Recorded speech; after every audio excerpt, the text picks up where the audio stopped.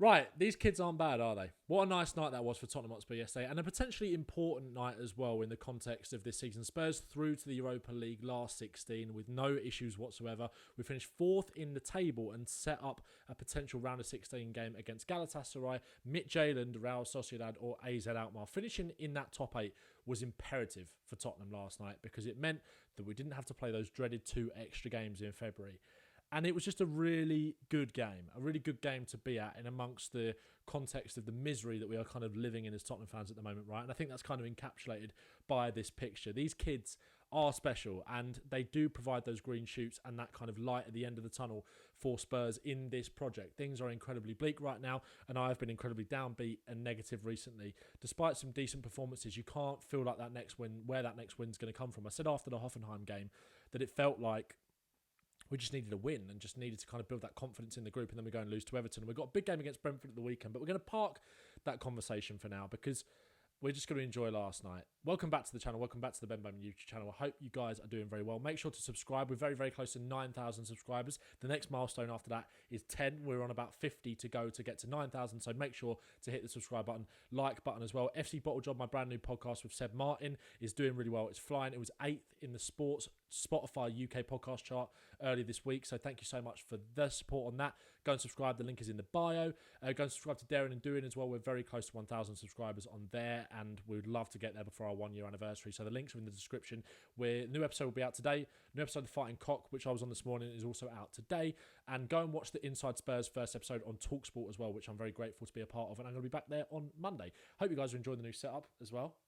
Very different. No more bleak grey background or beige background or whatever you want to call it. We've lightened up the place a little bit, and the Ange Ball book is pride of place still because I've still got the belief in the big fella. I really have. Anyway, let's talk about the game last night. Obviously, starting 11.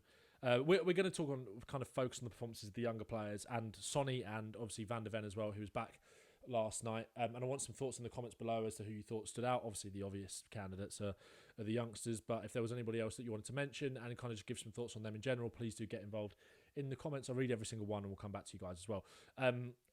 Starting lineup then, Van der Ven back in the team. I think it was clearly the right decision to start Van der Ven because I think from what a lot of people were saying is that if you're Van der Ven and you're going to sit on the bench for 45 minutes in the cold, occasionally getting up to do a light warm-up and stuff like that, I think it was much better here for him in his recovery stage to kind of come back, do that big full warm-up before the game and then go out and play straight away and then come off at half-time. I think Spurs definitely did it the right way around. Obviously, it was a bold decision to make the substitutions that he did at half-time with the game not won and the game not definitely going to be able to be won.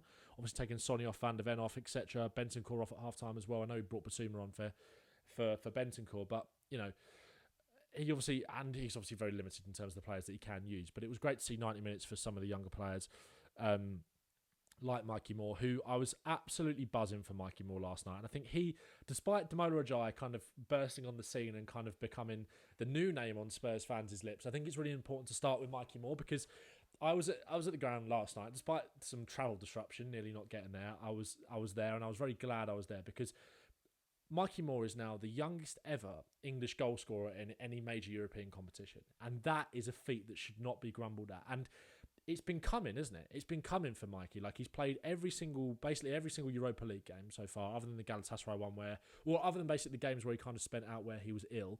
He started in all the ones that he's been available for pretty much and played a decent part in all of them.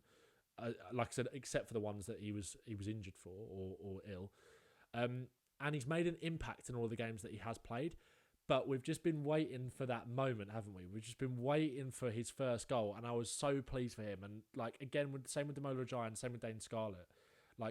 What a night that is! What a moment that is for him, and he deserved it because he was relentless all night, Mikey Moore. When he was on the right and the left, things might not have been coming off for him all the time, but he does not stop going. I think 6 dribbles attempted last night, which just shows you that relentlessness and that desire to come back and go again. And I think that comes from the manager. I think that belief comes from the trust from the manager that he's put in these young players and kind of given them that framework to go and thrive in and be free and be expressive. And I was sitting there at the Leicester game on Sunday, and although it was bleak and miserable and although it didn't transpire in the way that we wanted to, you're sitting there thinking, if anybody, I kept saying it to the people that I was with, if anybody's going to get us back into this game, it's going to be one of these youngsters, Gray, Bergvall or Moore, the 3 kids on the pitch at the time, right?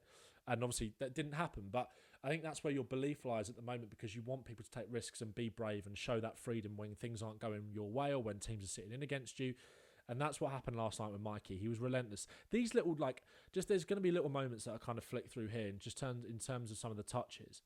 Like, these little touches, he does that so well. And I feel like not a lot of our wingers do that enough, where, they peel, Johnson doesn't do this enough for me on the right-hand side, where he'll start high and wide and then peeling off the line, and his first touch is to drive him inside and be aggressive. This was just fantastic. Like, his first action of the game, that little touch round the corner, and then he faces up the man, little nutmeg inside, and then drives into the box, gets the cross in for Richarlison. And obviously, it's not the greatest cross in the world, but that's in the first few minutes of the game. And that, if that's what your first action is, you know you're in course for, I think a good 90 minutes, a really positive 90 minutes. Again here, driving inside, wanting to be positive, doing it all the time, driving into the penalty area. Can easily win a penalty from this kind of position, with players getting tight to him because they know his potential and they know how scary he can be. Again, peeling in off that right and driving inside. Look, I prefer Mikey on the left, and we're obviously going to get Mikey, look into Mikey a little bit more in the second half when he moved out there. Obviously, when Sonny came off, and then he kind of flipped back between the right and the left quite a bit. But I prefer him out there, but I love when he does this when he's on the right, where he just wants to drive, and look, he wants to 1-2 with Richarlison there, but he doesn't quite get it back. Every action is positive coming in off that line, and I love it. I think you're going to get the best creative expression and freedom from Mikey playing on the left. I think it suits his game a little bit more, but I love how he's using himself on the right as well. This is such a brilliant pass to Porro, and I think one thing that him and Porro seem to develop a really nice understanding and relationship with each other last night, and that just shows you that Mikey's got a really intelligent footballing brain. I really think this kid is such an exciting talent. I cannot put it into words how exciting this kid is. And look, you don't want to put a load of pressure on him, but he is just, I'm so excited. 17 years of age and showing the levels that he has showed in these kind of games. Unbelievable. Again, driving in off that right-hand side. Oh, sorry, my big fat head's in the way there. Let me just hide myself. Again, in off that right, driving into the middle of the pitch, looking for 1-2s, looking for little balls in the channel. Here as well on the right-hand side, after Spurs, I think this is after Spurs go 1-0 up, isn't it? Obviously, with Dane getting the opening goal, which we'll come on to shortly. Here, little intelligent movement in behind, and you're as a fan in that stadium, whenever he gets the ball, like last night especially, where you're probably going to win the game. You're kind of just there to see the youngsters shine. And I think everybody was desperate for that Mikey first goal, and we got it. We got it. And I was so pleased for him. Look, he had that chance in the first half as well, from Sonny's cutback, which we'll come on to and talk about Son. But there he has the shot saved. Here as well, being positive, coming inside, just driving in. And again, the freedom, the technical quality to rely on just playing the ball with the outside of your foot there. The assurance that he's got out to Richie. This, I loved it. And this reminded me so much of his game against AZ Alkmaar. Out on that left-hand side. And I think you're going to get a lot of this when he's out there, right? Seems like he's going nowhere. Draws you in, does a little 360 round you, and then just drives and gets away. And drives into the penalty area. Again, little step over. All right, he runs into the man there. But again, you're thinking about this is a guy, I think a lot of the comparisons come with someone like a Grealish, because it's like, this guy's going to win penalties. This guy's going to win free. And it's like, all right, I really want Mikey Moore to score goals, and I want him to do amazing things. I want him to go past players, but I want him to win penalties. I want him to win fouls. I want him to be able to sustain pressure in the final third, because players can't deal with him. And I think that's what we saw last night. And here, I went to the game with Seb last night, who obviously we've started the pod with, FC Bottle Job. Go and follow on all your platforms, Spotify, Apple, YouTube, all that good stuff. Full video episodes on YouTube, full audio episodes on everywhere else. We went together, and we were both just begging for that Mikey Moore goal, right? And what I loved was, what I said to Seb, as soon here, right? Bergvall wins the header back into Moore's path. As soon as he wins this duel, I said to Seb, I was like, he's scoring. He's 100% scoring. He drives there. I think he's got Dane up with him, and he's got Decky as well. And it's like, yeah, he could, 10 seconds to go, keep possession. I'm just going to play it out to Kulusevski. I'm having my moment. I'm having my moment right now. And that was what I loved about this from Mikey Moore. Drives, opens up the angle for himself, and gets the goal. I loved it so much. And don't get me wrong, Damola Ajayi, what a first game it was for him, right? I mean, this goal is something that we've been crying out for our wingers to do. Show that thrust and that drive to come in off the line and get into those central spaces and make something happen that's not so predictable in terms of just running down the line and taking the safe options. And again, I come back to it with Ange. It's the fearlessness that he has implemented in these players, and I still think that as much as like my belief in Ange has naturally dwindled a little bit because of the results, and we are in such a mess right now, and I don't think he's a good enough problem solver to help us in some of the games to find solutions to unlock teams and be harder to beat. I do think he is the right guy to lead these young players forward. And Damola Ajayi is a player that's been doing bits in the development squads for a while now. And I think anybody that's watched him will know that this is something that he is capable of. He's got that power, that pace, that drive, that thrust, that ability to beat a man. But to do it, and again, like everything in this video, of course, is kind of said within the context of like, it's Elfsborg, right? They weren't very good. Take it with a pinch of salt to an extent. But come on, man. Like, that is just, what a moment this is. And what a goal. Like, that drive, we need wingers to do this. Like, people have been talking about players like Yohan Bakayoko as a potential right-wing option. There's obviously a lot to talk about Matthias Tell, and if something does happen with Tell, then tell you what, there'll be a video. Don't worry, there will be a video, but we'll see what happens today. Look, we want our wingers to do this. We want them to be brave. We want them to have thrust and drive into these spaces and combine and score goals. We want that, and that was exactly what this was.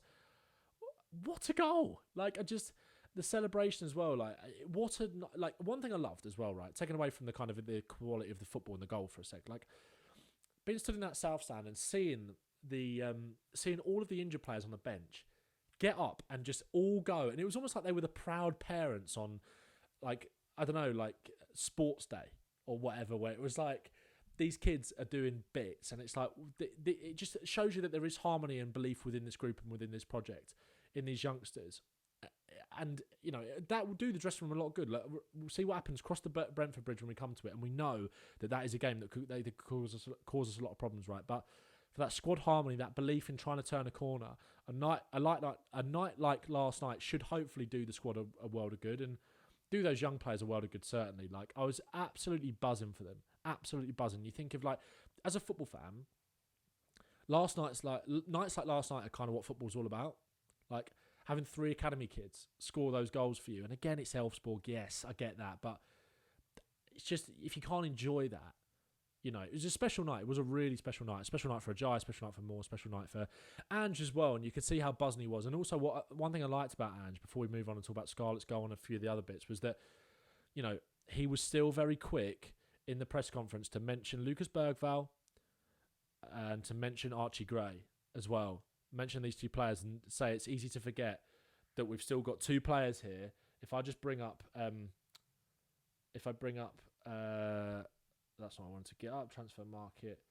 If I want to, 2 secs. Like, it's easy to forget that these players are playing, because they've been in the squad for so long and had so much importance, that only Johnson, Son, Dragusin, Solanke, Kulusevski have played more minutes than Archie Gray. Bergvall has played more minutes than Romero, Van der Ven, Jed Spence, Werner, you know, Richarlison. Like, in terms of the impact that they've had, I was really pleased that Ange is always kind of, despite Moore, Ajayi and Scarlett being the story, obviously, he's quick to point out that these players have just sunk themselves into the first team and can be relied upon. I don't think it was Bergvall's greatest game last night. I think he looked fatigued. I think, you know, maybe he was trying too hard at certain points. But he's a maverick. He's got stuff in his locker, you know, to be able to unpick that lock. And Elfsborg are obviously going to make it difficult for us. And one thing I want to touch on quickly before I get on to Son in terms of trying to unpick that lock is obviously Dane Scarlett. I mean, what a moment this was for him. Really good movement. I love how he's just kind of interested in being in the right spaces. I think sometimes we will Lancashire, despite the fact that I do rate him, and I think, you know, who knows what's going to happen with him at Spurs. I think sometimes with Lancashire, he's almost too focused on trying to physically impose himself on the game as a way to get himself into it. Scarlett, I think, just backs his ability a little bit more as a footballer, and I think that technical quality is there in every action, whether it's the layoff back to Ajayi, backing into the centre half, or like there's little layoff passes, the little combination bits.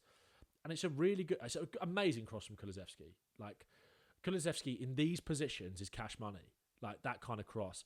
So good. And Scarlett's pointing where he wants it. He makes that movement in between the 2 centre-halves, and it's just a really good goal, and I was really pleased for him. Obviously, turbulent time with the loans, not quite really worked out anywhere for him necessarily, but, you know, I'm not saying he's Harry Kane 2.0 for a second, but we've seen this story before. Just because it's not going to work on loan for you doesn't mean you can't make a good career for yourself, and I was buzzing for him. And he's obviously staying now, and Lancashire's going out on loan.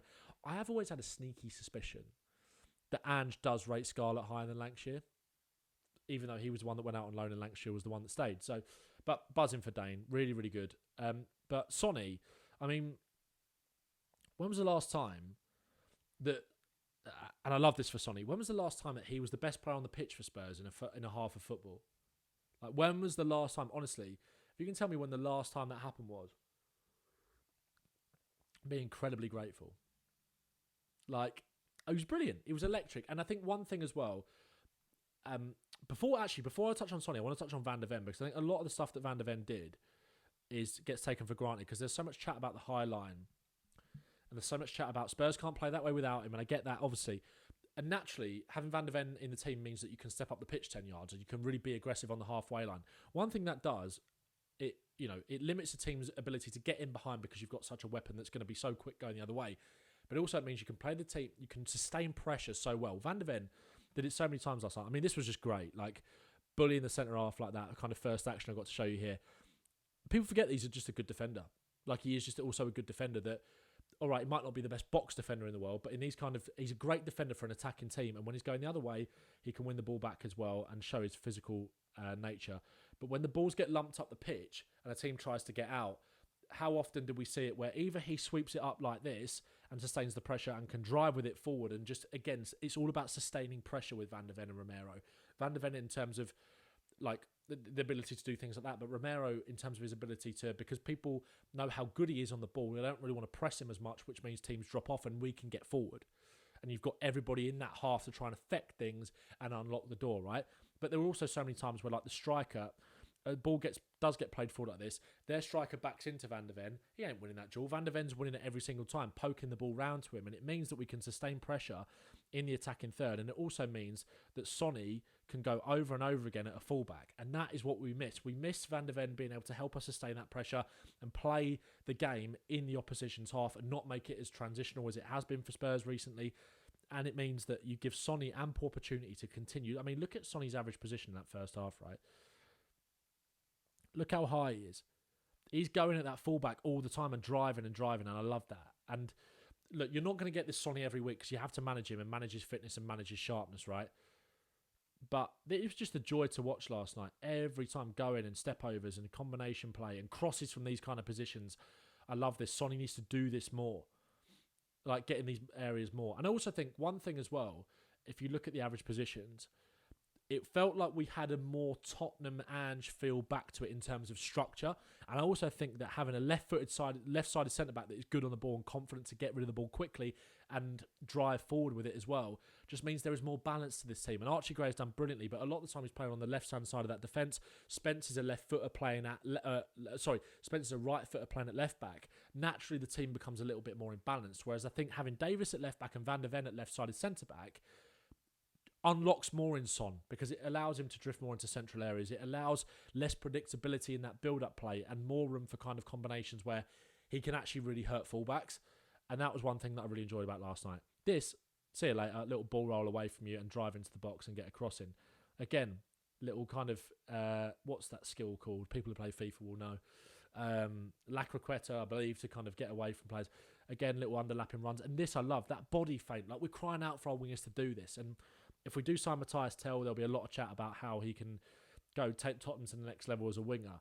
But I just love this relentless display from Son last night, and obviously Mikey having that chance. And I use that word relentless about Mikey to describe his game and describe the relentless belief from the youngsters to go and go and go and go.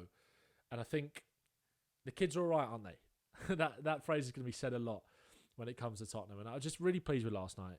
Like, what does it mean going forward? It's a bit like the Hoffenheim game, right? Doesn't mean that we turned the corner. Doesn't. But it's just a win and a chance to build something. And Brentford is huge on Sunday. It is really huge. And hopefully it just gives the squad a little bit of belief going into it. It's so hard to say anything about the game now. We're going to predict it or kind of preview it tomorrow. But yeah, Tottenham won a game of football again. 3-0. We're through to the round of 16, finishing the top 8, 2 less games, players coming back. Hopefully, despite all of the negativity, of which I feel, and I feel that towards the board as well, and that's not going away. If we sign Tell, that's not going away, and I'm still going to be speaking about that and be vocal about that. But I think nights like tonight or last night, it's just important to really give those players their flowers, and that's what we've done in this video, and it was brilliant, and I really enjoyed it. If you enjoyed the video, please make sure to like it, subscribe as well. Like I said, please do subscribe to my channel, very close to 9,000 subscribers. Daring and Doing as well, very close to 1,000 subscribers. Really important that we get over that milestone, so please do help us out before our first year anniversary. And FC Bottle Job, we're nearly at 1,000 subscribers already after just 2 episodes. So thank you so much for the support on that. Me and Seb are beyond grateful, and the Spotify stuff is just crazy. So make sure to go and subscribe to me and both the podcasts, and show this video a little bit of love and get in the comments. Up the Spurs. See you tomorrow before Brentford. Nice one.